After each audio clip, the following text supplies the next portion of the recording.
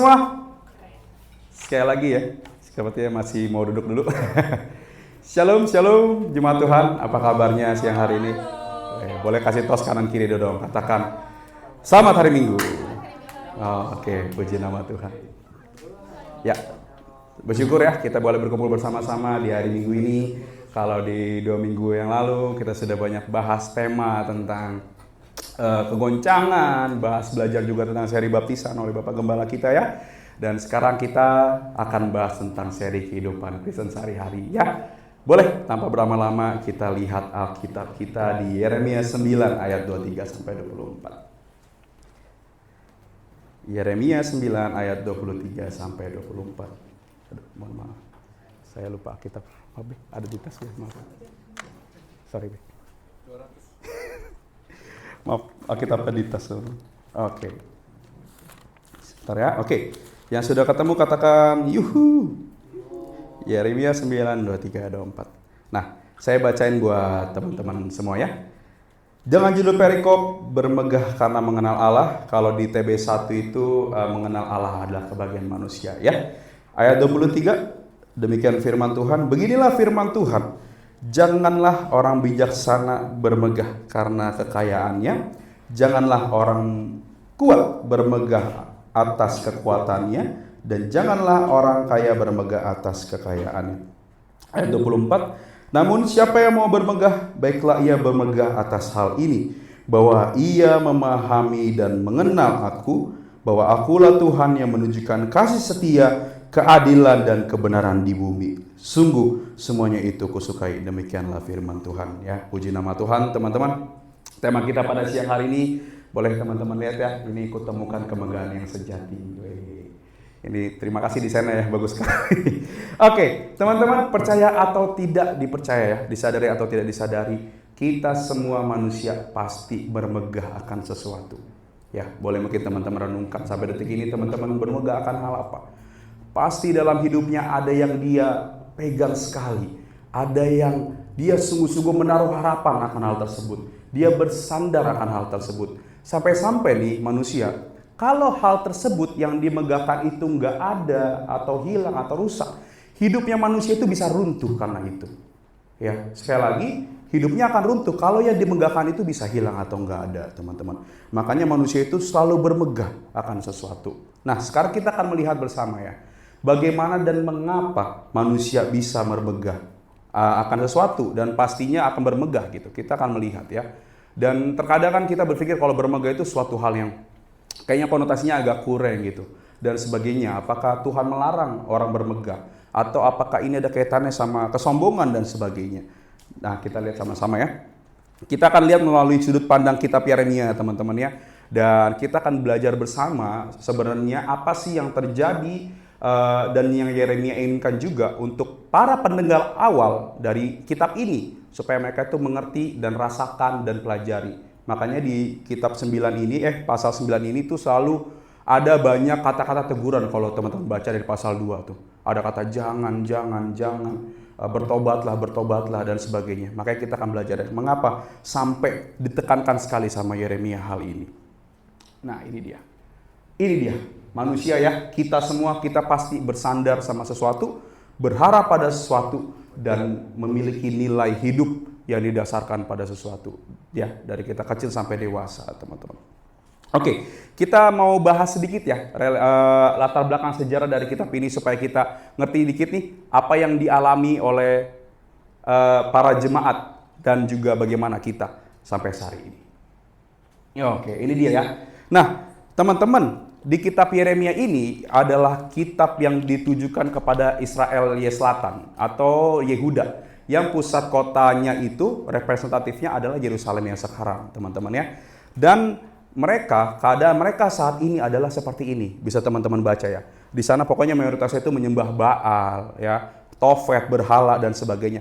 Tapi uniknya ketika mereka menyembah Baal, mereka itu menyembahnya di bait Allah, teman-teman. Mengerikan sekali tragisnya ya. Dan mereka juga selain menyembah berhala, tapi di antara mereka juga tetap beribadah kepada Allah, melakukan kewajiban ibadahnya. Ini mesti digarisbawahi ya. Sama seperti orang percaya sekarang ya.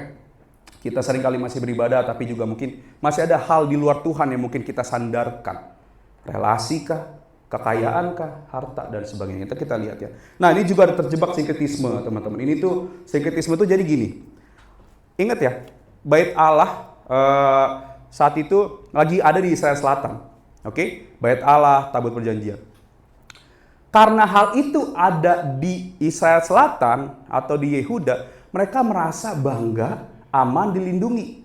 Nah, masalahnya karena rasa aman mereka ini itu, jadi mereka hidup sembarangan gitu. Jadi kayak ibaratnya bahasa sederhananya, ya udah gue Kristen, gue ngelakuin dosa apa aja, Tuhan pasti ampunin. Bait Allah ada sama gue orang gereja kok, gue pelayanan kok, santai aja lah hidup, santai aja juga. Kan ada 1 Yohanes 1 ayat 9, mengakui dosa dan tadi Tuhan ampunin. Nah, mereka merasa Allah melindungi mereka, tetapi satu sisi mereka ikutan menindas janda-janda lemah, rakyat-rakyat miskin, semua ditindas sama mereka. Ya, nggak cuma imam aja, tapi rakyat pun melakukan hal yang sama. Dan juga ini ya yang C tadi, dan juga yang D, ini poinnya. Mereka bermegah akan semua itu, alias mereka bangga. Ya, itu kehidupan sosial di sana, teman-teman. Jadi supaya ditahu. Makanya kenapa Yeremia langsung pakai kata jangan bermegah karena kebijaksanaan, kekayaan, kekuatan. Nah, ini ya. Perlu kita perhatikan di atas ya. Segala dosa yang tadi yang udah dilakukan sama mereka, mereka itu merasa aman dan mereka mengira kalau Allah tidak akan menimpa mereka. Tidak akan menimpa murkanya. Kenapa? Karena bait Allah ada di sini. Jadi keamanan ada di sini. Yang hancur tuh Israel Utara tuh. Ya, dia udah menyembah berhala, jadi diambil. Sedikit informasi kalau Israel Utara, kayak suku Edom dan sebagainya, teman-temannya, itu udah runtuh karena Asyur. Nah, yang selatan sombong nih, merasa kalau kita nggak akan pernah runtuh atau hancur, karena bait Allah ada sama kita. Nah, inilah masalahnya, teman-teman. Dan nggak jauh beda kan sama kita sekarang gitu. Lihat, Alkitab menyatakan ini dari zaman 630 sebelum Masehi lalu. Dan masih relevan sampai sekarang. Udah dikasih solusinya di zaman dulu, gimana caranya supaya murka Allah nggak menimpa mereka. Ya, dan sekarang dikasih juga sama kita. Lihatlah betapa relevannya Alkitab yang kau pegang. Ya, sekali lagi mau dikatakan bahwa di sini secara tersirat mau dibilang bahwa hanya Alkitablah solusi hidup yang pasti dalam hidup umat manusia, yang nggak akan pernah hilang, yang nggak akan pernah musnah. Sekalipun mungkin someday ini Alkitab bisa kebakar, dibakar sama orang-orang dan sebagainya, tapi firman-Nya tidak akan pernah hilang, teman-teman. Ya, mari teman-teman kita lihat di ayat 23 ya. Baru kita akan masuk. Mengapa Yeremia sampai melarang orang untuk bermegah? Salahkah bermegah? Salahkah kita bijaksana, kaya dan sebagainya? Mari kita lihat. Ini dia ya. Nah, ini sederhananya keadaannya Yehuda sedang runtuh, mereka sedang merasa aman. Inilah masalahnya. Mereka aman tanpa adanya Allah, mereka aman karena apa yang ada pada diri mereka sendiri. Ya, anything about me, I feel safe way. Hopefully bisa Indonesia bener ya. Jadi makanya ada slogan kalau teman-teman tahu, apa ya? I love myself and I. Nah, itu dia slogannya ya. Aku mencintai diriku dan diriku. Oke? Yang lain cuma lewat, just passing by. Ya, kayak gitu slogan manusia zaman sekarang. Yang penting aku penuh, yang lain bodo amat. Ini ya. Dah, ini juga yang perlu kita pelajarin. Teman-teman, konteks dari kitab Yeremia ini tentang jangan bermegah dalam kebijaksanaan, kekayaan, dan kekuatan. Teman-teman, perlu kita ketahui bersama dulu, kita diciptakan oleh Allah ya, dengan gambar rupa Allah itu untuk memuliakan Allah. Jadi udah ditaruh desain dalam hati kita itu memuliakan apa yang di luar pada diri kita, yaitu Allah sendiri. Jadi kita ciptakan itu untuk keluar, bukan untuk dalam. Jadi bukan ini pusatnya, tapi keluar. Ya, makanya ada kata ini juga, imago Dei itu tadi, ada gambar rupa Allah itu. Kita bisa menikmati memuliakan Allah. Hati yang terarah keluar, ya, bermegah di dalam Allah. Nah, itu ada di kitab Yesaya 43 ayat 7. Nanti boleh mungkin teman-teman baca di rumah ya. Nah, tapi karena efek kejatuhan manusia itu jadi berubah, jadi terbalik teman-teman. Yang tadinya harusnya keluar jadi ke dalam. Makanya muncul slogan this one way. Harta, tahta, wanita. Perhatikan di ayat 23. Coba lihat di Alkitab teman-teman. Raisa ya. Apa yang ada di kata jangan di situ? Bermegah, kekuatan, kekuasaan. Bermegah, kekuatan, kekayaan. Harta, tahta, wanita. Wanita ini bisa dikaitkan juga, bukan ini mau merendahkan gender apapun ya, enggak ya teman-teman. Ini juga bisa dikaitkan dengan segala suatu nafsu yang ada dalam diri manusia yang ingin manusia miliki dan kejar. Yang kalau ini nggak dapat bisa ya tusuk menusuk, tabok-tabok, bisa perang dan sebagainya. Loh, negara perang apa masalahnya? Ini kan. Ini kan tiga-tiga ini. Coba selidiki. Kalau ada yang di luar ini pasti nggak mungkin ini masalahnya. Kecuali dia pakai spiritual, kita nggak tahu. Nah, ini dia. Harta, tahta, wanita. Karena kejatuhan manusia dalam dosa itulah jadi hancurlah. Jadi berubahlah tujuan manusia itu, teman-teman. Manusia menjadi buta dan haus akan adanya pada diri. Nah, sekarang kita lihat ada di kata jangan bermegah karena bijaksana. Nanti orang mikir kayak gini, oh berarti gue gak usah bijaksana lah. Berarti gue gak usah kaya, gue gak usah kuat. Gue hidup biasa normal-normal aja di dunia ini. Kata Alkitab janganlah. Hei, perhatikan. Ada katanya setelah kata kebijaksanaan. Teman-teman, Tuhan gak pernah masalah dengan orang yang bijaksana. Tuhan gak pernah masalah dengan orang yang kuat. Tuhan tidak pernah masalah sama orang yang kaya. Masalahnya adalah Tuhan bermasalah sama engkau yang menjadikan itu pusat dirimu dan mendasari engkau bergerak melakukan sesuatu di atas segalanya. 3 hal tadi. Nya. Ya. Jangan habis ini teman-teman punya Alkitab Allah, untuk apa semua ini? Bakar. Atau untuk apa jurnal-jurnal ini? Bakar. Untuk apa kuliah S2, S3? Nggak usah. Enggak. Untuk apa belajar? Disuruh baca buku 1 tahun 2. Untuk apa? Pendeta ini nggak mengerti kitab. Enggak. Enggak begitu. Tuhan malah itu tuh anugerah Tuhan. Engkau pintar, engkau kaya, engkau kuat. Anugerah Tuhan, teman-teman. Yang masalah adalah engkau yang salah pakai. Engkau jadikan itu rasa cukup dirimu yang membuat engkau bernilai. Jadi I'm value because I have money. I'm value because I have power. I have wisdom. Aku lebih pintar dari kau. Kau gak ada apa-apanya. Kayak gitu. Nah, teman-teman ya, itulah yang mau dia katakan betapa hancurnya. Sekali lagi, kalau bahasa Inggrisnya itu, ini ada tafsiran John Calvin yang sangat bagus sekali ya. Jadi manusia diciptakan itu from glorification to God, tapi berubah jadi self glorification. Inilah masalah di Yeremia 9:23 sampai 27 ini ya. Nah, John Calvin punya tafsiran yang sangat bagus sekali. Ini ya teman-teman ya, from glorification to God to self glorification. Nah, John Calvin punya tafsiran akan hal ini.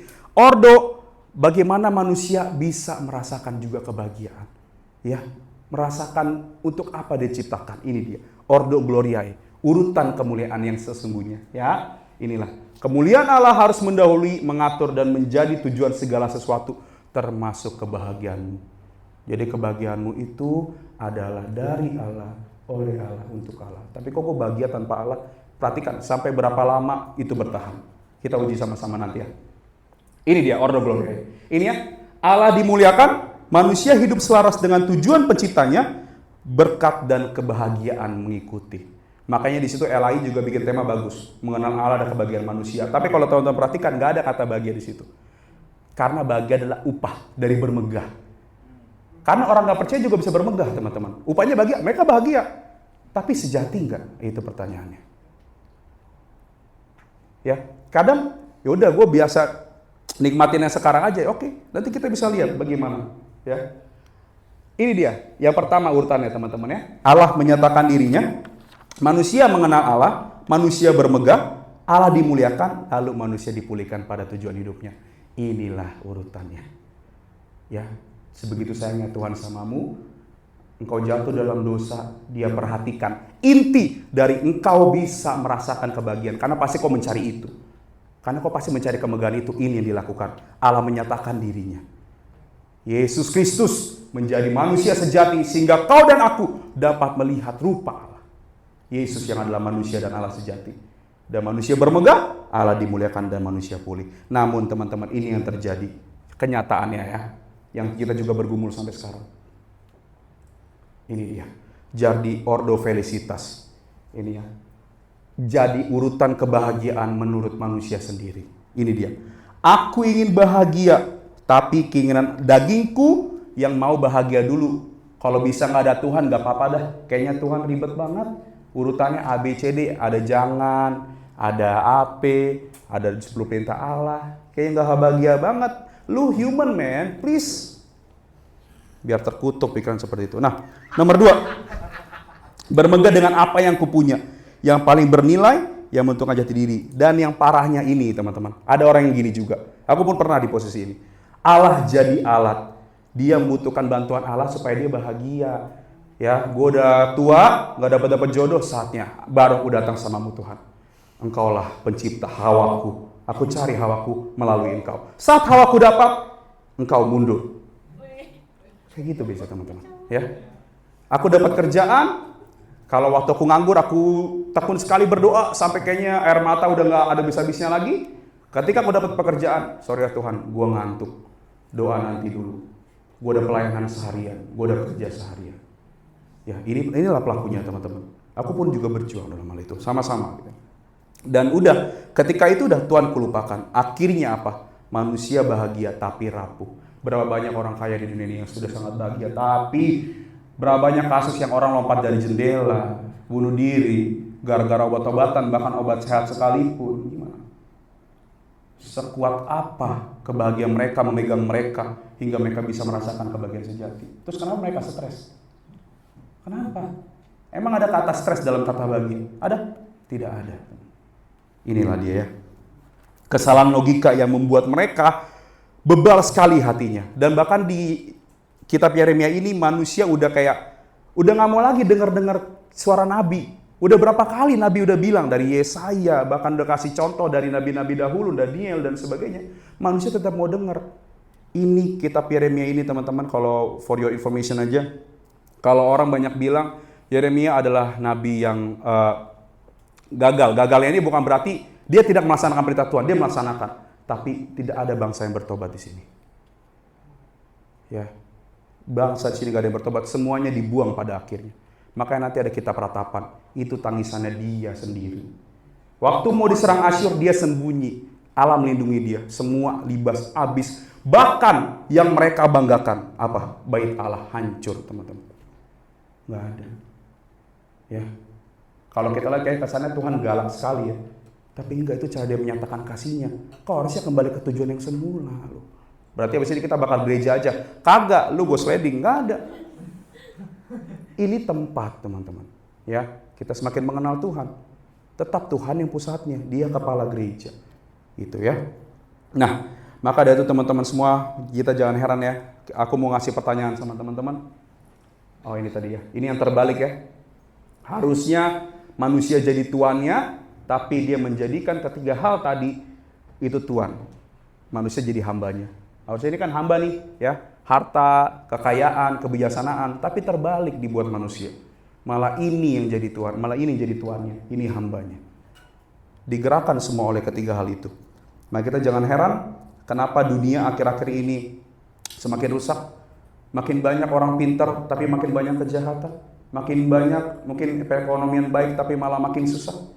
Di sini Yeremia kasih jawaban sederhana, karena manusia memegangkan diri dan menaruh kepercayaan tertinggi pada dirinya sendiri, dan ketika itu dia merasa puas. Nah, ini teman-teman ya, mari kita masuk bersama. Janganlah orang bijaksana bermegah karena kebijaksanaannya, ya. Kebijaksanaan di sini teman-teman ya, bukan berarti yang tadi kayak aku bilang harus udah nggak usah pintar, nggak usah baca, enggak. Tadi karena dia hanya mencintai diri sendiri. Kenapa ada kata jangan? Apa kelemahan dari kebijaksanaan teman-teman? Kalau teman-teman bisa coba renungkan. Kenapa dibilang janganlah berbijaksana karena janganlah bermegah karena kebijaksanaannya? Memang kenapa? Apa kelemahan kebijaksanaan itu? Apa yang yang nggak bisa dibuat oleh kebijaksanaan? Semua manusia, pencipta dari zaman sejarah zaman dahulu, dari yang nggak ada mobil jadi ada mobil, yang tadinya mobil pakai bensin sekarang pakai listrik, semua banyak hal baik kan tercipta oleh kebijaksanaan kan. Tapi di sini ditantang sama Yeremia. Jangan. Kenapa? Apa yang nggak bisa dilakukan oleh kebijaksanaan? Ini dia. Sorry. Ini dia. Mengenal diri. Kebijaksanaan gak akan pernah bisa membuatmu mengenal dirimu. Mau bukti? Baca 1 Korintus. Di situ banyak filsuf bahkan berkata, manusia supaya bisa mencapai tujuan hidupnya paling tinggi, dia harus mengenal dirinya. Tapi nyatanya berapa banyak filsuf yang udah mencoba sampai inti terdalam untuk mengenal diri. Ada gak yang kenal sampai dirinya lebih dalam? Gak pernah ada. Ya, filsafat mereka gak cukup kuat untuk membuktikan manusia itu seperti apa. Nggak pernah cukup kuat, teman-teman. Ya, maka disitulah makanya mau dibilang janganlah bermegah karena kebijaksanaan. Bagaimana? Untuk apa sih emang kita mengenal diri? Loh, kalau kita nggak mengenal diri kita, kita mau ngapain? Kita tahu kita tujuan kita ciptakan untuk apa, kita nggak akan pernah tahu kalau kita nggak kenal diri. Lalu bagaimana? Maka di sini Alkitab menyatakan, bahkan John Calvin pernah memberi tafsiran yang sangat baik sekali tentang hal ini. Mengenal Allah sama dengan mengenal diri. Mengenal diri, mengenal Allah. Karena mengapa? Karena hanya dalam Alkitab telah diberikan natur, dinyatakan esensi sebenarnya manusia itu seperti apa. Kemuliaan, kehormatan manusia secara gamblang dinyatakan di sini dari Kejadian sampai Wahyu. Filsuf manapun nggak pernah bisa menurut saya itu sampai tuntas. Kalaupun ada, boleh ntar teman-teman kapan-kapan ketemu saya. Kalau misalkan teman ketemu, boleh kita diskusi. Saya nggak apa-apa. Nggak ada. Bahkan Paulus pun menyatakan hal demikian juga. Filsuf-filsuf sana nggak bisa. Sekali lagi, apa yang nggak bisa dilakukan kebijaksanaan, yaitu mengenal diri. Ada satu contoh di Alkitab, teman-teman. Ya, kenapa jangan bijaksana? Karena kebijaksanaan. Ini dia contohnya. Nebukadnezar. Ya, Daniel 4 ayat 30 sampai 33. Nanti teman-teman kapan-kapan boleh baca. Ya, Daniel 4 30 sampai 33. Nebukadnezar adalah seorang raja yang memimpin pada di zaman Daniel waktu itu ya. Dia adalah orang yang sangat gila kebijaksanaan, kekuatan, kekuasaan. Bahkan dia pengen rakyat itu menyembah dia, ya. Dia bahkan bilang, aku bacain aja, ini unik sebentar ya. Sebentar teman-teman. Ini soalnya sangat menarik banget nih, contohnya dari Nebukadnezar ini. Oke. Daniel 4 30 33. Aku bacain ya. Berkatalah raja, bukankah ini Babel yang besar, yang dengan kekuatan kuasaku dan untuk kemuliaan kebesaranku, kuasa kemuliaan kebesaranku, telah kubangun menjadi kota kerajaan. Ayat 31.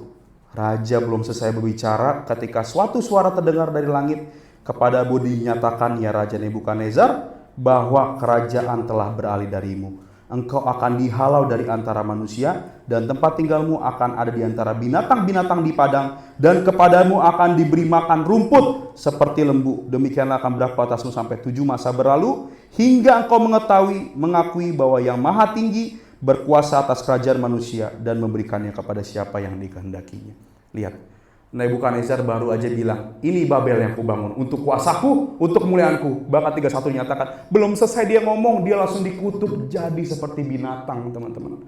Hewan, bahkan direndahkan lagi dari ciptaan dia awalnya, disamakan dengan ciptaan yang lebih rendah dari dirinya. Supaya dia tahu, hanya Allah lah pemilik kuasa, kebijaksanaan, kehormatan yang sejati. Apakah zaman sekarang nggak berlaku? Berlaku, ya.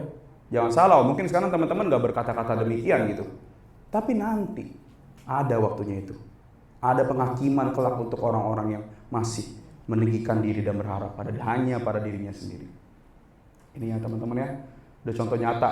Disinilah bukti bahwa kebijaksanaan itu gagal di sini. Nah, ini ya. Kebijaksanaan itu sangat baik, tapi hanya sejauh mengenal, memberi informasi efek pengetahuan, ya, tetapi kebijaksanaan tidak dapat menyelesaikan masalah moral dalam hati kita. Makanya mengapa ini harusnya jadi hamba, teman-teman. Ya, betapa juga mengerikannya anak-anak zaman sekarang, ketika mungkin ya karena mereka udah merasa lebih pintar dari generasi yang dulu ya. Kayak contoh mereka pulang malam, alah kolot kali lah mama bapak ini. Masa pulang malam aja harus beri kabar. Masa apa-apa kasih foto aku di mana? Masa pacaran di kamar berdua nggak boleh? Masa staycation nggak boleh? Kolot kali lah mama ini. Di zaman mama bapak beda. Di zamanku beda sama zaman mama bapak. Jadi mama ya harus ngertiin aku lah. Udah merasa pintar dari generasi-generasi yang udah pernah belajar sebelumnya. Inilah teman-teman ya. Betapa hancurnya generasi kita zaman sekarang. Nah, sama halnya dengan ini. Kekuatan, maaf ya teman-teman ya, saya silence dulu, mohon maaf sekali. Ya. Oke, kekayaan juga sama juga. Kekayaan, orang punya banyak harta, punya banyak segalanya sesuatunya, tapi itu tidak akan pernah bisa membeli banyak hal yang inti dari hidup manusia. Sorry, ini next slide tadi kekayaan apa? Kekuatan. Oh, kekuatan. Maaf teman-teman. Kekuatan dulu ya. Nah, kekuatan banyak efeknya. Sehat ya, bisa lebih menguasai diri daripada orang lain, bisa punya harga diri yang baik dari mata orang lain. Tapi ada satu hal yang nggak bisa lakukan kekuatan. Ini, kepintaran. Sekuat-sekuat apapun engkau, ketika engkau sakit, engkau pasti butuh dokter juga yang bikin obat. Engkau butuh perawatan dari mantri ke suster ke yang bikin obat sehingga engkau bisa sembuh. Sekuat-kuat apapun engkau, ya, engkau butuh kepintaran. Untuk apa? Untuk menstabil juga tubuhmu. Kayak contoh sakit tadi, nggak pernah bisa. Kekuatan juga jadi andalan. Di sini kekuatan gagal, teman-teman. Ya, kegagalan kekuatan tuh di sini. Oke, sekarang kita lihat. Ini dia, ini kekayaan, ya. Dan kita lihat apa kelemahan dari kekayaan itu ya, teman-teman ya. Kita lihat. Kekayaan gak akan pernah bisa, uang gak akan pernah bisa membeli waktumu, ya. Uang gak akan pernah bisa engkau jadi loncat ke waktu depan atau masa lampau dengan uang berapapun, ya. Uang gak bisa beli kesempatan.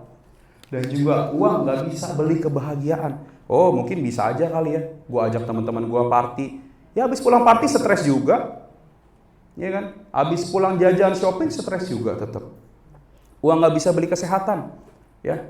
Kau beli suplemen yang sebagaimanapun ya, Black Moss, apapun yang lebih tinggi dari itu, gak akan pernah kau sehat juga, gak pernah bisa. Yang ketiga, yang ke-6, yang kelima, uang gak bisa beli kedamaian dan uang gak bisa beli cinta sejati. Mungkin kau punya uang dan kau cepat punya pacar, ya. Mungkin kau bisa menikah karena kau kaya. Tapi perhatikan tragisnya pernikahan, bahkan pernikahan orang percaya sampai sekarang. Berapa banyak pernikahan yang cerai cuma hanya karena hidup berdasarkan ini. Nih, suami istri, bapak ibu hidup berdasarkan ini. Ya. Berapa banyak surat bunuh diri yang ditulis hanya karena ini. Mengerikan sekali, teman-teman. Hancur pernikahannya karena 4 kata ini. Dia nggak akan pernah bisa beli itu. Makanya mengapa ya segala sesuatunya, terlebih relasi orang percaya, hidup suami istri harus didasarkan hanya oleh satu, sang kepala sejati, yaitu Kristus sendiri. Itulah yang bikin kau kuat. Bukan berarti habis ini suami istri ya udahlah nggak usah kerja santai, enggak ya teman-teman. Berusaha. Tapi percaya Allah pelihara kok. Ya, jangan jadi ini pusatnya gitu loh. Yang kita belum punya anak nih. Ingat kata Sujiwo Tejo, punya anak banyak rezeki, banyak anak banyak rezeki. Enggak akan, teman-teman. Ya, bukan begitu konsepnya. Nah, lihat ya, masalah kehidupan datang nggak akan pernah bisa engkau beli pakai uang. Bahkan maut, ketika maut menghampirimu, ya, selangkah lagi maut menghampiri, lu, deh maut, nih duit gua, gantiin dah, duit gua aja nih, guanya jangan.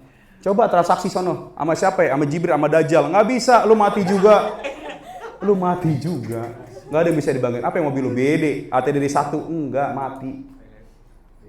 Kalau tetap apapun ya teman-teman, ini bukan merek apa gimana, pasti akan mati. Jadi kekayaan pun gagal di sini kuasanya. Jadi dia, makanya Yeremia bilang jangan. Nah, makanya penulis Alkitab ini unik juga. Tuhan itu unik sekali teman-teman. Dia tahu kita bakalan kasih pahaman. Kenapa jangan? Emang kenapa? Enak kok, baik kok. Nah, dikasih tahu alasannya. Ini. Sampai berapa lama? Nggak bisa. Ini ya teman-teman ya. Mari kita Matius 16 ayat 26. Aku bacain buat teman-teman. Ini Tuhan Yesus juga kasih peringatan juga sama kita ya. Di Matius 16 ayat 26. Kita lihat bersama. Demikian firman Tuhan, apa gunanya seseorang memperoleh seluruh dunia tetapi kehilangan nyawanya? Apakah yang dapat diberikannya sebagai ganti nyawanya? Apa? Duitmu ganti sama nyawamu? Enggak. Lo kata film SpongeBob? Enggak. Enggak bisa. Ya. Ketemu Flying Dutchman? Enggak. Balik lagi? Enggak bisa, teman-teman. Jadi inilah kelemahan dari kekayaan di sini. Ini dia. Nasihat, saran, masukan, dasar yang harus kita pegang, dan hal apa yang harus kau bermegah di dalamnya selalu, setiap waktu sampai kau mati kelak. Ini dia. bermegah dalam Kristus. Inilah. Karena teks ini ntar musyawarah sejati kepada kebanggaan yang sejati, yaitu Kristus sendiri. Ya, teman-teman, ini yang pertama. Kenapa dibilang di sini bermegahlah hanya dalam Kristus? Karena ketika kau bermegah di dalam Dia, engkau akan memiliki hikmat yang sejati. Hikmat yang sejati maksudnya apa nih? Apa gue lebih pintar dari Einstein? Atau lebih pintar dari pencipta lain? Enggak. Artinya engkau tahu apa yang penciptamu mau, dan kau tahu bagaimana melakukannya, bagaimana menghidupinya. Untuk apa akhirnya kau tahu kau ada? Ya, engkau tahu kau ada di gereja ini untuk apa? Engkau tahu kau orang Kristen untuk apa? Engkau tahu ketika masalah datang, bagaimana sebagai orang percaya engkau menghadapi itu dengan iman yang teguh, dengan mata dan hati yang memandang kepada Kristus, dan tanpa melupakan kehendaknya. Ya, engkau tahu ketika kau jatuh dalam dosa, apa yang harus kau lakukan. Ya, ketika kau menghadapi itu, apa yang harus kau lakukan. Ketika iblis menyerangmu, ya, yang nggak bisa dilihat pakai kasat matamu, apa yang harus kau lakukan. Hikmat dari Kristuslah yang menuntunmu. Makanya di bagian kitab Kolose 2 ayat 3 ini ya, milikilah hikmat Kristus. Karena kau akan tahu apa yang Allah mau dalam hidupmu. Dan percayalah, engkau akan merasa puas dan bahagia. Nah, teman-teman, yang kedua, kenapa kita harus bermegah dalam Kristus? Karena kita akan memiliki kekuatan yang sejati. Kekuatan untuk apa? Untuk angkat barbel 34 atau 100 kilo? Untuk leg day nggak akan pegel habis leg day? Atau untuk push up nggak akan pegel perutnya? Enggak, teman. Ya, engkau dimiliki kekuatan untuk melawan godaan dosa. Saya bacain ayatnya ya. Kekuatan dari mana? Kita lihat di Mazmur 34 ayat 8.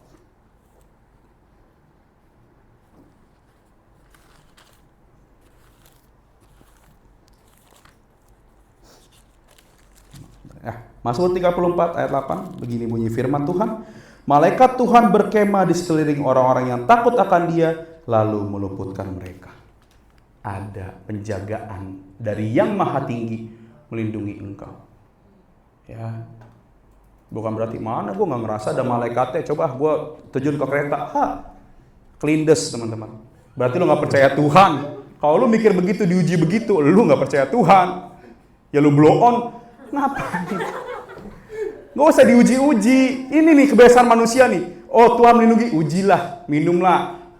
Kita akan kena sengatan, ular tidak akan mati. Bahkan harimau pun tidak akan menerkam kita. Ke Taman Safari sono, ke tengah-tengah dimakan juga lu. Sama ular juga sama, digigit bisa ular juga mati. Kita minum bisa ular mati. Terus yang di Matius gagal dong. Otak lu yang gagal. Orang sering begitu kan, sering kali nguji gitu. Apa sih diuji mulu gitu? Yang udah tahu udah pasti, buat apa? Enggak, teman-teman ya. Lalu, lihat. Ini juga ada ya. Ini ayat yang terkenal juga di Filipi 4 ayat 13. I can do all things through Christ who strengthens me. Aku dapat melakukan segala sesuatu karena Kristus bersamaku. Ya, melakukan sesuatu karena Kristus bersama. Artinya melakukan yang Kristus mau. Karena kalau kau bukan melakukan apa yang Kristus mau, siapa yang bersamamu? Oke. Yang ketiga, engkau memiliki harta yang sejati. Saya bacain di ayat Kolose 1:7. Kita lihat ya. Bentar ya teman-teman.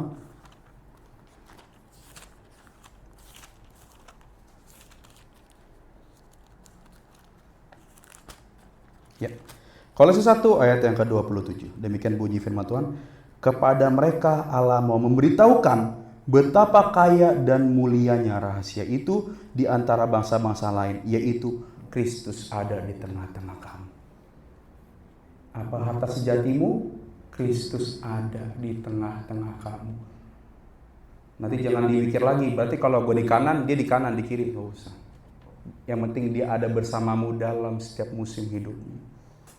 Sometimes memang diizinkan, terkadang kita nggak merasakan Tuhan di samping kita ketika kita berdoa.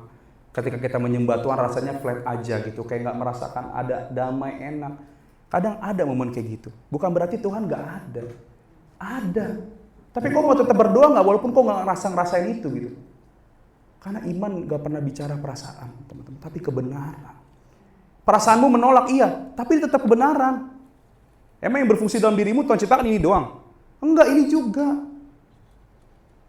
Ayo, Jangan terus mau dikendalikan ini. Saya sebagai orang yang sangat berperasaan sekali, belajar untuk menundukkan perasaan juga oleh firman. Gak gampang, tapi Roh Kudus menolong. Ya, itulah kelegaan kita yang suka pala batu. Terkadang Tuhan masih berikan kesempatan ini. Ya, di sini Yeremia ngomongnya kayak tawaran gitu untuk kita. Tapi ini semua digapai hanya oleh karena anugerah. Ya, sekali lagi anugerah. Maka ketika kau merasakan itu semua, jangan membanggakan diri. Hanya Yesus yang bersamamu, yang memberikan ini samamu. Oke? Nah, teman-teman, sebagai kata penutup ya, sekali lagi, Injil gak pernah mematikan kemegahan ini. Karena Injil tahu, engkau pasti bermegah. Karena untuk itu kau diciptakan. Tetapi, dia mau diajak, ayo lo Jevanya, kau bermegah sama yang sejati ini, memusatkannya hanya kembali pada Kristus. Ya, kau bermegah dan kau akan bahagia. Ya, bermegah pada Kristus, engkau merasakan kebahagiaan yang sejati. Tapi bermegah tanpa Kristus, percayalah itu hanya kemegahan yang kosong dan rapuh. Ya, Tuhan tahu kau pasti bermegah kok. Dan dia balikin ke ini, kepada glorification to God lagi. Karena untuk ini kau ada. Saat ngomong ini pun saya gak ngerasain kayak gimana-gimana teman-teman. Tapi ini kebenarannya. Dan ini anugerahnya kau masih bisa beriman dan bermegah sama ini. Tapi bukan berarti habis itu kau kayak gak pernah kepikiran dunia lagi ya. Kau masih bisa gitu. Masih bisa kau jatuh. Tapi ada malaikat Tuhan tadi yang berkemah di sekelilingmu dan menjagamu. Ada Kristus di tengah-tengahmu. Ada Roh Kudus dalam hatimu. Untuk memampukan engkau melakukan apa yang dia mau. Ya. Lalu hubungannya apa dengan kata kebahagiaan di kitab Yeremia tadi? Dengan judul perikop yang sama. Atau mungkin di TB2 udah dirubah sedikit. Sekali lagi, gak akan ada kebahagiaan tanpa bermegah. Percaya, kalau orang bahagia pasti dia bermegah akan sesuatu. Ini saya kutip dari pendeta Samuel Evans, mungkin kalian kenal ya. Dia pernah bilang kayak gini. Ini kata penutup. Semakin orang hebat melakukan firman, semakin bahagia hidupnya. Karena apa? Dia melakukan apa yang Allah mau, yang diberikan sama dia, yang menjadi tujuan penciptanya sejak semula. Untuk itu dia diciptakan. Semakin hebat kita melakukan firman, kita semakin bahagia. Itu cuplikan saya ingat pas pagi-pagi saya nonton short, wah bisa cuplikan khotbah nih. Nah, inilah kata penutup saya. Semakin hebat kau melakukan firman, kau akan semakin bahagia. Karena kau tahu itu kebahagiaanmu yang sejati. Semangat teman-teman. Dunia akhir-akhir ini lagi gak baik-baik aja. Ya, kita gak tahu. Tiba-tiba 2-3 hari ini hujan gak tahu ekstrim sebagaimana. Saya udah banjir parah, saya tetap masuk. Udah, saya mau jalan dikit aja motor mogok. Minggu kemarin saya gak datang gereja, motor mogok. Gimana? Tiba-tiba perang bisa ada. Ya, tiba-tiba siapa tuh yang diculik kemarin presiden? Gue gak tahu. Mengerikan teman-teman. Hanya inilah yang sejati, yang gak akan pernah hilang darimu. Ya, bersandarlah pada Kristus. Kita gak tahu waktu kita kapan dan Yesus datang kembali. Selagi engkau masih hidup, engkau masih beriman, syukurilah dan teruslah bermegah. Baik loh Tuhan. Ayo anakku kembali bermegah pada yang sejati gitu. Dia tahu kita bermegah, ayo balik. Ya, semangat teman-teman. Yang belum punya pekerjaan teruslah semangat, jangan lelah. Yang belum punya jodoh juga jangan lelah untuk melihat apa kehendak dan panggilan Tuhan. Bukan jangan lelah download Bumble. Lihat, jangan lelah untuk mencari panggilan Tuhan dulu. Ketahuilah dulu teman-teman, saya pun bergumul. Ketahuilah panggilan Tuhan dalam hidupmu dulu, supaya kau tahu anak orang itu ntar mau kau ngapain. Jangan tak kau ketemu jodoh, kau nggak tahu mau ngapain. Kita mau ngapain yang dijalin aja. Bodoh, gimana? Harus gimana? Apalagi laki-laki gitu loh. Ini buat diri sendiri juga. Gitu ya. Jadi teman-teman semangat, selamat bermegah dalam Kristus. Roh Kudus bersama kita semua. Tuhan memberkati, kita berdoa. Bapak kami bersyukur buat anugerah Tuhan dalam hidup kami. Allah yang baik, yang menciptakan kami, yang telah memilih kami umat-Mu, menebus dalam Kristus sehingga kami boleh ada sampai saat ini. Kami diberikan iman, dilahir barukan oleh karena Roh-Mu. Kami bersyukur. Kami serahkan sepenuhnya hidup kami ini Tuhan. Tuhan, seringkali kami lemah dan bermegah pada tempat yang salah. Kami mohon ampun atas kesalahan dosa kami. Mohon biar kiranya Roh Kudus yang terus tuntun kami di dalam masa-masa kami hidup dalam dunia ini, melihat keadaan dunia yang semakin buruk. Tuhan tolong supaya malah kami semakin rajin untuk merenungkan dan melakukan apa yang firman Tuhan mau. Jangan biarkan kami digoyahkan atau apapun dalam keadaan dunia ini atau oleh hal-hal lain. Tapi biarlah Tuhan kiranya tolong supaya Tuhan dapati hidup kami setia untuk terus mengerjakan panggilan Tuhan. Kami serahkan sepenuhnya hidup kami, pergumulan kami, dan juga kiranya biar kami boleh terus belajar untuk tunduk dan dengar-dengaran akan suara-Mu, bermegah di dalam-Mu, sehingga kami boleh berbahagia dalam hidup kami. Meskipun kami kurang, meskipun kami yang gak bisa dapat apa-apa, tapi Kristus bersama kami itu lebih dari cukup untuk kami. Terima kasih, ini hidup kami, pakai terus hidup kami bagi kemuliaan nama Tuhan. Terpuji nama-Mu, dalam nama Tuhan Yesus, haleluya. Amin. Saya kembalikan kepada-Mu.